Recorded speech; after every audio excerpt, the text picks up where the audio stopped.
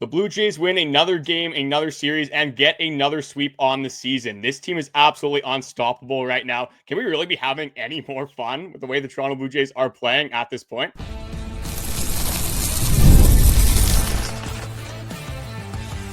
You are Locked On Blue Jays, your daily Toronto Blue Jays podcast.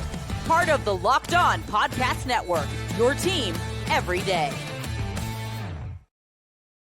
Welcome back to Locked On Blue Jays. Thank you for making Locked On Blue Jays your first listen every day. We are free and available wherever you get your podcasts and on YouTube. Part of the Locked On Podcast Network, your team every day. Today's episode is sponsored by FanDuel. Right now, new customers can get $200 in bonus bets when you use your first $5 bet and it wins. So just play at FanDuel and you get first $5 bet can win up to $200. We are back for another episode, continuing on the guest week, and what a time to be alive and watching this Toronto Blue Jays team. 12-2 in their last 14. But before we dive into it all, obviously add our guest of the episode, I just wanted to say thank you guys for coming back, tuning into the YouTube episodes, the shorts, the reels, whether you're listening on YouTube or Spotify, Apple Music, or any of the streaming platforms, and you can listen to the podcast on. We also do have our Twitter, Instagram, TikTok. That is at Locked On Blue Jays. Our Twitter as a collective is Locked On Jays. My personal Twitter, Carter First 2. Braden, when he is on the episodes, Braden 5 Iwasco. Well, a lot to talk about and a very excited guest that you guys have seen before. We're going to get, he doesn't really need an introduction. We'll just dive right into it.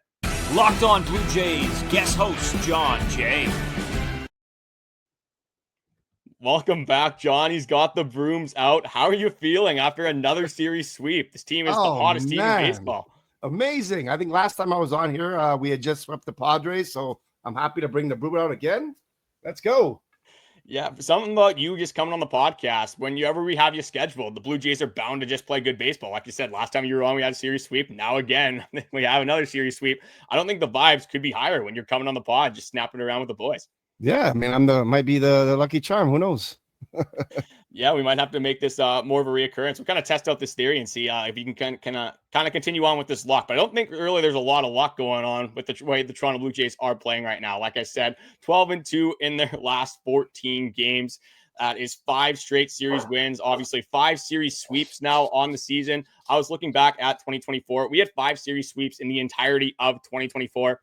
We played 68 games. The Blue Jays have already swept 5 teams. And again, not a lot of teams are slouches either. Like you swept the Athletics, swept the Nationals. It is what it is.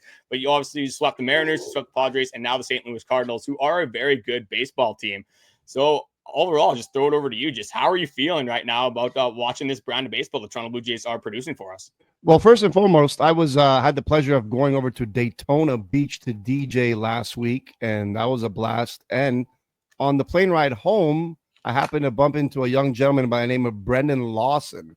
He plays for the Florida Gators, and he was a 2024 draft pick for the Cardinals and also plays for Baseball Canada. So I was talking to him, and maybe one day we can get him on the pod. Yeah, absolutely. The invite is definitely open to him, a Canadian-born guy. Obviously, you got to show the support to the Canadians, whether they're on the true Toronto Blue Jays, whether it's in the MLB. We always love to see some homegrown talent just flourishing in one of the best leagues, obviously, in sports. But let's just dive right into it. There's so many different ways that we could kind of attack this series. But obviously, we'll just start from the top. Let's start with the Erik Lauer show, obviously. So when you look at this starting rotation, you really got 3 studs. Obviously, they don't really need to be named. I'll name them anyway. Jose Berrios, Chris Bassitt, Kevin Gausman. Not overly worried from what they're doing for you on the mound. But then you have Bowden Francis, who has been a question mark. And then you have Erik Lauer, or this 5th rotation spot, who has predominantly been Erik Lauer, who has kind of been dialed, honestly, in that 5th rotation spot. Goes 4 1/3 innings here. Again, gives up 2 earned runs. How confident are you when Erik Lauer goes on the mound, and kind of what are you seeing that has been allowing him to be successful so far this season? He's got good stuff from the outings that I've seen of him. I still think it's too early to form a strong opinion on him yet. I mean, I like what I see so far. He pitched well today, 2 earned runs, I believe. Yeah, I mean, I like what I see so far, but it's going to take some time before I'm convinced that maybe he's our 4th or 5th starter. Looks good, though. Oh, it looks good, especially with just the current state that the starting pitching is in. Right. Again, a guy that hasn't really had this long MLB career, kind of has been overseas, has been in and out of the MLB, obviously in the minors as well, but came in a huge time of need for the Toronto Blue Jays and has just really been producing. A lefty on the mound. So obviously very fun to see. And the fastball just really seems to play with Erik Lauer, even though it is mostly sitting 91, 92, maybe touching 93, 94 at best. But that fastball, I'm not sure if he's just hiding. It looks like he's hiding the baseball pretty well in his delivery. But whatever he's doing, he's got to continue on doing that because, man, what a season that this guy has had for the Toronto Blue Jays. And one guy who did make his Toronto Blue Jays debut, we kind of got teased of this really for the last month after he did get signed. That is Spencer Turnbull making his Toronto Blue Jays debut, going to innings pitched, no earned runs. Did not look good in his minor league starts whatsoever, but seemed like all of a sudden comes the Toronto Blue Jays. And I guess, when players are playing well, it just spreads like a disease within that clubhouse because Spencer Turnbull comes up to this team and produces a very good outing for, again, a team that doesn't necessarily have the most structured starting pitching right now. Right. He looked good today. I saw a couple breaking balls he threw that looked very well today. I got to see him some more times as well, obviously. But I like what I saw today. I thought he did well. Yeah, how can you not? When you're putting up a 0 on the scorecard, I mean, you can't really complain. And this bullpen, no matter who it really is, whether it's Spencer Turnbull, you can go to Braden Fisher, who they did in this game. Yariel Rodriguez comes out in the 9th inning and just looks dominant again. For me, the only one that I'm not necessarily confident when he goes out on the mound is Chad Green. But if there's only one guy in the bullpen right now that you're not necessarily the most confident in, I think that's definitely a pretty good spot to be in, especially where we came from in 2024, where you couldn't really throw anyone without fearing that they're going to give up a 3 spot in that game. But let's kind of go into the catching tandem and mostly Alejandro Kirk, obviously, in this series. Just absolutely ridiculous stuff. We've talked about it really for the last 2 weeks. It's been unbelievable in every single game. Just going over the stats he had in this series. He hit 600 with 9 hits, 2 home runs, 4 RBIs, 4 runs scored. Just absolutely ridiculous.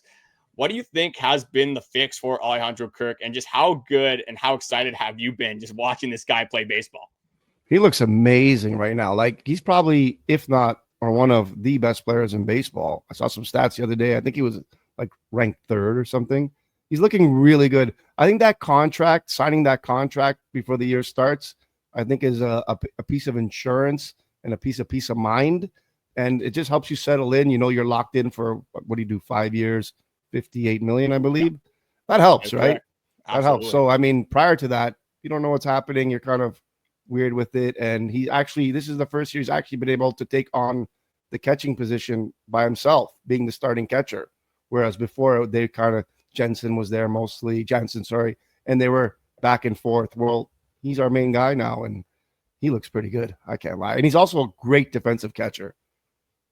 Yeah, you're not faulting whatsoever for what he's doing behind the plate. That's kind of what Alejandro Kirk is as advertised, is that he's unbelievable defensively, will go on some runs, but again, the offensive prowess really hasn't been shown since 2022. And so far throughout the season, again, it's only been 68 games. It's a lot of season ahead of us, but he is having by far his best offensive season in the majors. And I think just, again, you kind of brought up the job security. Alejandro Kirk not really having to think about the contract in the back of his head, kind of just maybe a little bit more stress-free at the plate, especially now that he is the predominant catcher behind the plate. Tyler Heineman, again, when he has been unbelievable, but nobody is expecting Tyler Heineman to make starts over Alejandro Kirk. This is Alejandro Kirk's position as of this point right now, and it will be his position for the next 5 years. That contract hasn't even kicked in yet, and Alejandro Kirk is already making it look like a steal. So if he continues on this path, it's a steal for sure. I mean, like right now, we're going to go over some all-star candidates in that 3rd segment, but I feel like Alejandro Kirk is definitely going to be one of them. So this team obviously has had a ton of success recently, and we kind of talked about this before the episode, where there hasn't really been a ton of roster changes, and the roster changes that they have made is Anthony Santander, who has been an absolute bum at the plate, Max Scherzer, who's thrown 3 innings, Andrus Gimenez, who again has provided very good defense as kind of advertised from Andrus Gimenez, but again, not really the offensive prowess that you're expecting from this guy. So who are you giving credit to for this stretch and just so far how the season has gone? Are you giving it to Ross Atkins because he did build this team in 2024? Obviously, it went a lot worse, but right now, like with the roster being the exact same, are you giving credit to the players? Are you giving credit to Ross Atkins, John Schneider, or just kind of all of the above in the situation? I mean, it's all the above, but at the end of the day, it's the players. They got to go out on the field and play the game, right? I mean, this roster is the current roster that they're fielding right now isn't different that far off from last year, with Santander being out and Gimenez just coming back and minus some pitchers. It's more or less the same roster. So at the end of the day, players have to play. You field your best 9 and you see what happens. And right now they got a very good 9 out there. And that's a quote that John Schneider kind of has been saying for this entirety of the season. Before, the sentiment was that your top guys were going to have to carry you. Your Santanders, your Bichette's, your Daulton Varshos, your Vladimir Guerrero Juniors. But right now, John Schneider has said multiple times that it's not just one guy carrying the load. It's all 9 guys that you do have to worry about on this baseball team. And that couldn't be more true because every single day, it seems like a new guy is producing. In the first game of the series, Jonathan Colossi hits a massive home run to tie that game. Obviously, they end up winning. Ernie Clement in this game goes 3 for 4, a home run. Obviously, just is Barry Bonds against left-handed pitching. And then you have Alejandro Kirk kind of carrying the load. We talked about this before the episode as well. George Springer recently, just with all the offensive production that we've been seeing from a lot of these players, has kind of gone under the radar. And he has multiple home runs, has an over 1,000 OPS in his last 8 games. So you could really just spin a wheel, and whoever it lands on, it seems like they're going to produce in some sort of facet. So that has been an absolute pleasure to watch. And one of the main reasons that this team has been successful up to this point. And they talked to Ernie Clement after this game in the third game of the series. And this is a quote from Keegan, or this is from Keegan Matheson, a quote from Ernie Clement, though, on the Toronto Blue Jays and just the run that they're on. And I couldn't agree more with this statement because he says, every time we get punched in the mouth, we punch right back. That's just so exciting. When they score a run, you score 2. It's the most fun we've had as a group this year and in the past years. And that's exactly how it's been feeling on this podcast, how it's been feeling watching these baseball games. I don't remember the last time I've had this much fun watching a team. Really, just winning solves all of your problems in the long run. Winning is fun. If you can win, it's very fun and it's very contagious. I guarantee you the hitters on this team right now are seeing the ball this big. They're seeing the ball like a softball. Not all hitters, but majority of them. When you're in a groove, the ball is massive. And they're hitting well. They're seeing the ball well. They're hitting. They're doing well. They're playing very well. There's nothing else to say. That's it. They look really good right now. It's unfortunate because Tampa Bay looks really good right now too, and we have about the same record in the last, I think, 30 games. Tampa always seems to be around, just hanging around. You know, they're so well coached, and their farm system's amazing. So if it wasn't for Tampa, I mean, we'd be right up there. Well, we are. We're four games back from the Yankees, but so is Tampa Bay.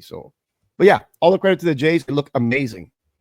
Yeah, and the Rays kind of are playing the same brand of baseball that the Toronto Blue Jays are playing. They're getting production. I guess the Jays are getting production from their big hitters too, like Bichette. Vladimir's not having a bad year, but again, it's got to be better. But when you look at the Tampa Bay Rays lineup, some of the guys that are producing for them are just ridiculous. Like Aranda is having an unbelievable season. Crazy. Might be that all-star candidate at first base. Obviously, you have Yandy Diaz out there as well. Brandon Lau, Josh Lowe. Those are always 2 ones that I mix up because they're so similar. Yeah. But they get production from guys that, again, if you're not in the AL East or even in the AL, you probably haven't heard of a lot of these players. And when you go down the Toronto Blue Jays list, like you got Ernie Clement, Nathan Lucas, Jonathan Clase, Addison Barger, which again, people are starting to know, obviously, with the kind of run that he's been on.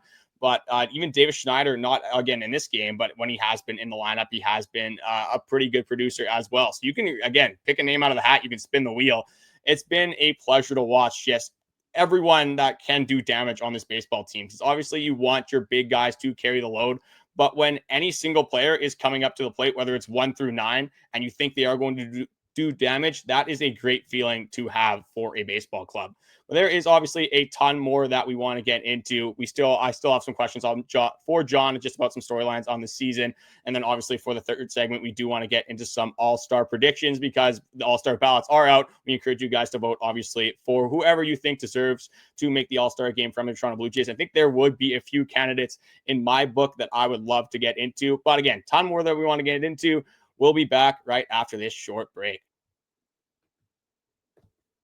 Today's episode is sponsored by FanDuel. The NBA playoffs are in full swing, and every night delivers highlight-worthy performances, major momentum shifts, and can't-miss moments. Whether it's a game-winning shot or a breakout player, there's never been a better time to get in on the action. FanDuel makes it easy to stay in the game before tip-off and live. With player props, performance trends, and same-game parlays, fans have more ways than ever to play smart, and win big. Lately, what I've been doing with a bunch of my friends, Braden has been included, is we're doing these massive parlays. Again, you got to be smart when you're doing these things. We're not betting, $20, $30 on these bets. We're doing $1 bets, but what we're doing is we're having like 8 to 10 leg parlays. When it's baseball, we're normally doing strikeouts, hits, home runs. Football, we like to do anytime touchdown scores. Hockey, it's goals. You can really do this in any sport, but again, you got to be smart with the bets that you are making. But we're taking flyers at this point. We're trying to win big, and we actually have scored on a couple of bets, so it's been a lot of fun. What you guys can do, obviously, with the Blue Jays playing an unbelievable brand of baseball and the offense being unstoppable, you could probably get a parlay going with Bichette, Vladimir, Guerrero Jr., Addison Barger,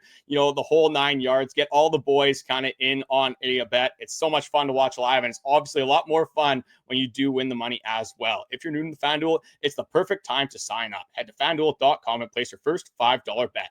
If it wins, you'll get $200 in bonus bets. Make every moment more with FanDuel, official sports betting partner of the NBA. All right, John, kind of just diving back into it here. Still have a ton more Blue Jay stuff that we want to talk about.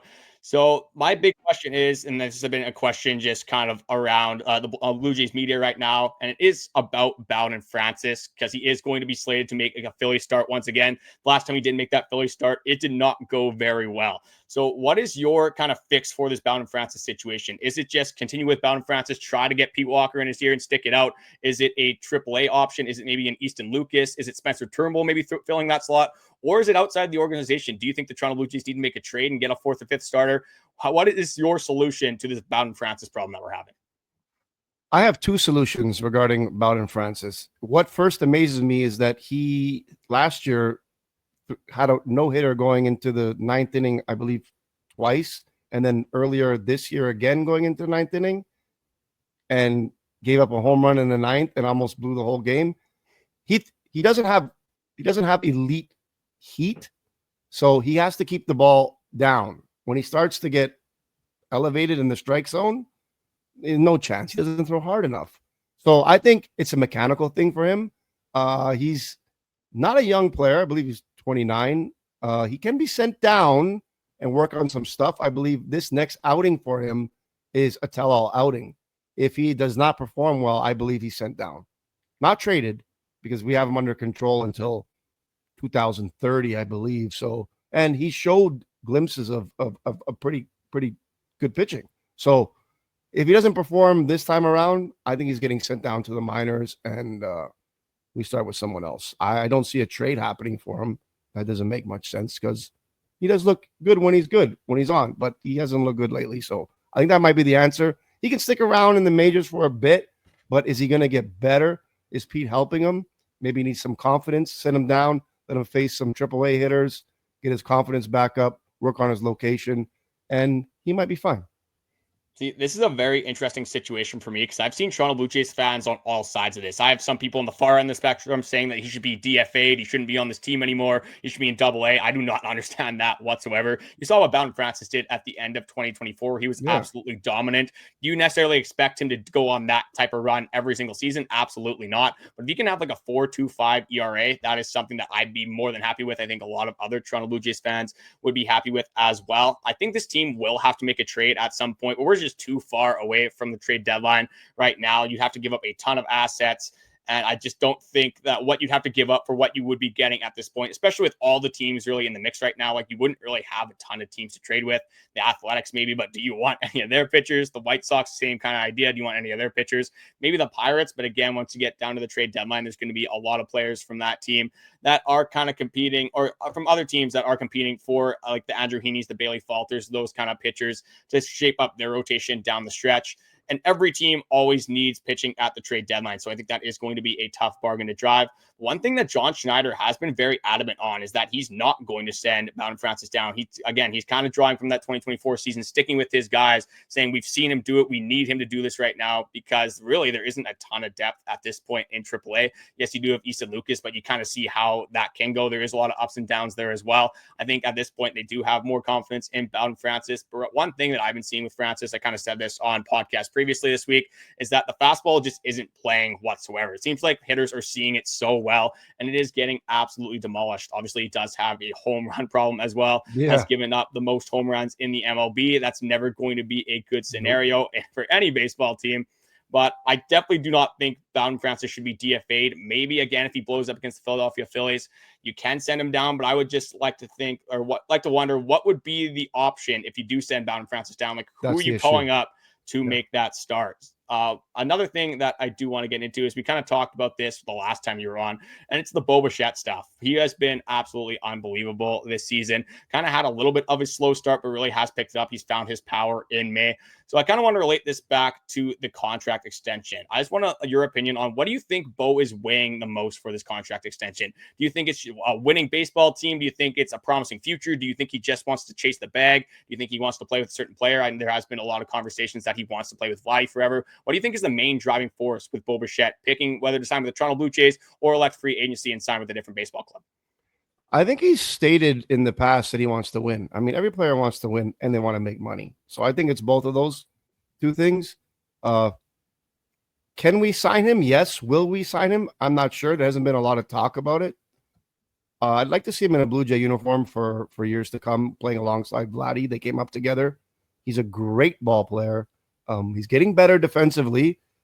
He's making his throws better than prior to, there was a time when we thought maybe, do we move Bo back over to second base and have someone else at short? But he looks good out there defensively, and he's a great hitter. It was a weird year for him last year. I think he might have been a little injured, and we didn't really know much about it. But I'm a big Bo fan, so I want to see him in a Jays uniform for many years to come. I like Bo.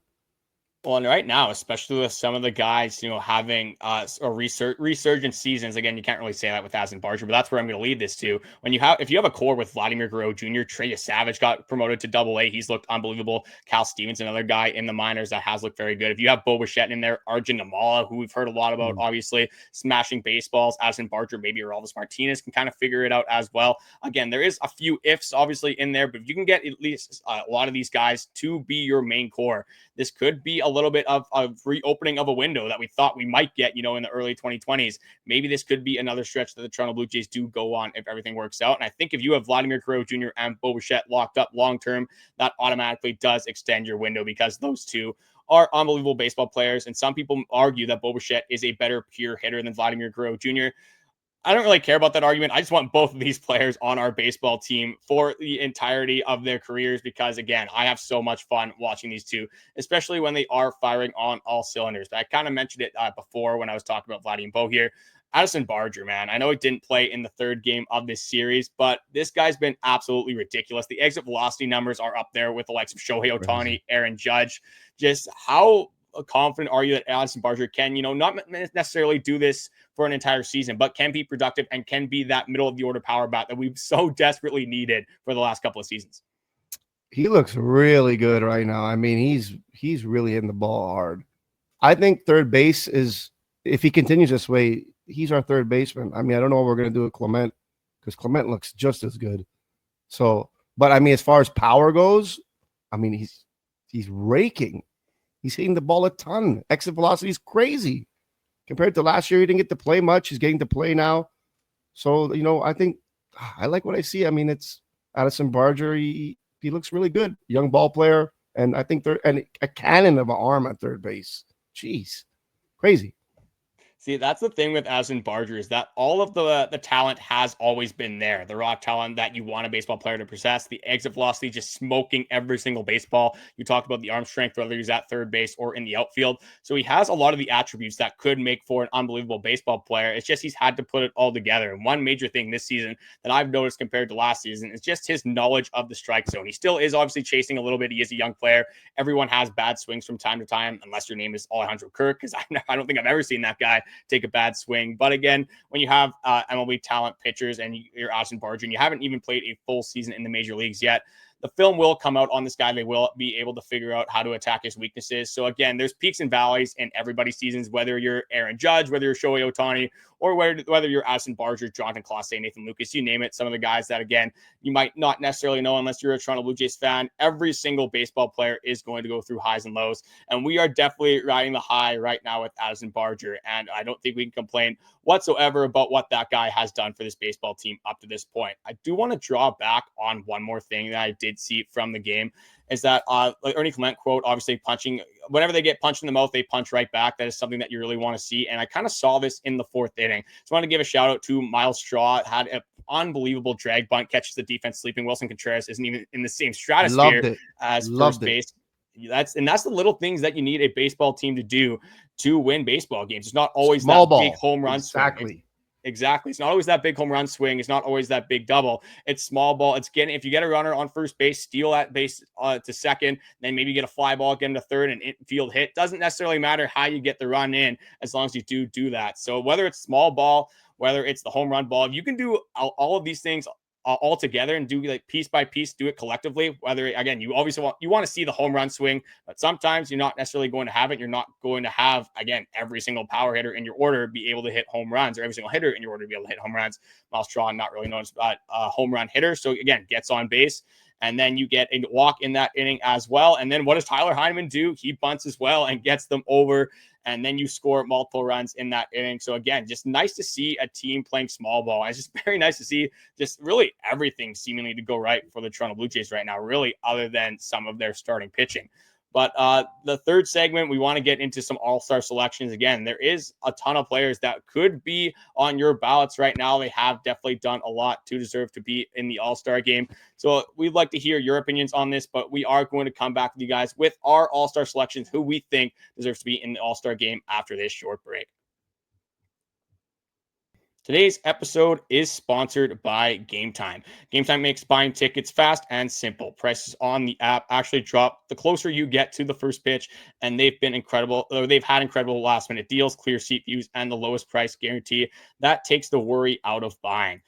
Well, especially right now with the CFL coming about. Obviously, the MLB is still happening right now. NHL is about to end, but the NFL starting. Whether you're into any sports whatsoever in your city, in your town, Game Time is always my preferred app to go to. One of my favorite things about Game Time is that in the app, you can look at where your seats are. You can actually see the view from your seats in the app. So you don't necessarily have to do that trial and error of buying a ticket and you get to the ball game. You're like, oh, well, this isn't necessarily what I expected. You can see exactly what your view is going to be like from the app. And that is one of my favorite things about Game Time. And they allow you to take that guesswork out of buying tickets with Game Time. And you can download the Game Time app today, create an account, and use code LOCKEDONMLB for $20 off your first purchase. Terms apply. Again, you can create an account and redeem code LOCKEDONMLB for $20 off. Download the Game Time app today. Last minute tickets, lowest price guaranteed. All right, John, if you looked at this team from the start of the season, you probably wouldn't have had a ton of all-star ballots on this team. Again, you didn't really have a great offense. Your bullpen was looking good at that point, but the starting pitching, again, nobody was really separating themselves and making a statement to carry this team. Now that we look at this baseball team, you can make an argument that 4 or 5 players on this Toronto Blue Jays team could make the all-star game. So I'll throw it over to you. Who do you think is like the most deserving all-star candidate on this Toronto Blue Jays team right now? Obviously, it's Kirk right now, and I would agree with you. We have about 4 to 5 all-stars on this team currently. I can name them for you. Bassitt and Gausman, flip a coin. Either one of them could be an all-star. Kirk for sure. Bichette, I think, is an all-star this year. Vladdy's going to get voted in. That's going to happen. And then I'd like to see a Clement in there. I mean, Clement has been doing very well. So I'd say about 5 players. Give or take. Could be 6 even possibly, but I don't know. But 4 to 5 players, yeah. Yeah, it's just you've seen offense just be producing from everybody. You could have, again, there's so many different players that you can make the argument for. Another guy you didn't even mention is George Springer with the resurgence of the season. Yep. That, again, I didn't expect. I'm not sure if you expected after that 2024 season, but George Springer has 10 home runs. And that's the most home runs on this baseball team. That was definitely not on my bingo card going into this season. But yeah, Bo Bichette, you can make that argument Alejandro Kirk. Obviously have some bullpen arms. If Yimi Garcia didn't get hurt, I think he could have been a surefire for the All-Star game as well. I don't really see anyone in the bullpen, maybe other than Brendan Little. You could make the argument there. Again, recently it has been as good, but again, there is still a month ahead before that All-Star game does happen. So yeah, like when there's a lot of all-stars on your baseball team and there's a lot of guys that could make the all-star team, that usually means your season is going pretty well. So for me, like right now, like Alejandro Kirk, if Cal Raleigh didn't exist, he would be the starter on the all-star team. Would not even bat an eye at that whatsoever. They both play unbelievable defense. Alejandro Kirk, again, has an OPS over 800, has just been tearing the cover off the baseball. I think that guy is almost a surefire at this point to make the All-Star game if he can just continue to not even, again, hitting over 300, doesn't need to have, and you know what, 1,200 OPS over the last little bit. If you can stay around that 800 OPS, play unbelievable defense, and just kind of ride the wave up until that All-Star break, at least for the All-Star game, that should get him in. As a Toronto Blue Jays fan, you want this guy to continue to tear the cover off the baseball. You want him to have this stretch, but again, how realistic is that? Vladimir Guerrero Jr. always has a chance just based off the name value. I think there is a couple players this season that maybe are having better seasons, like Paul Goldschmidt, I think, is playing a little bit better right now than Vladimir Guerrero Jr. Then obviously you have Aranda from the Tampa Bay Rays. That guy will be in the mix as well. Bichette for me is a tougher one because you have Jacob Wilson from the Athletics who just can't strike out whatsoever. He's hitting over 300, is probably a lock for AL Rookie of the Year. And then you got Bobby Witt, which I mean, Bobby Witt is Bobby Witt. So again, probably the best 5-tool player in all of baseball. And then for the starting pitching, I think Chris Bassitt has a shot at it. I think Kevin Gausman, with the way he started the season, I think kind of started a little bit too slow. Compared to, again, a lot of the other guys in the league. When you got Tyler Skubal, you got Max Fried, who has been absolutely ridiculous. Drew Rasmussen's had a pretty good season. So there's a bunch of guys, if you can go through the list, like even Tyler Mahle from the Rangers. You have Jacob DeGrom. You have Nathan Eovaldi. So there's so many guys for the pitching staff. So it really depends on, again, it's kind of a popularity contest with the All-Star game, which can be a good thing and a bad thing, because if you have guys, for example, like Alejandro Kirk, who isn't necessarily the most league-wide known player, that could go to his detriment. But when you have a guy like Vladimir Guerrero Jr., again, isn't necessarily having the best season up to his standards, he still could get voted in just strictly off the name value. So it's going to be interesting to see how these All-Star ballots kind of do work out. We obviously encourage you guys to vote on the All-Star game. You're able to vote up to 5 times per day.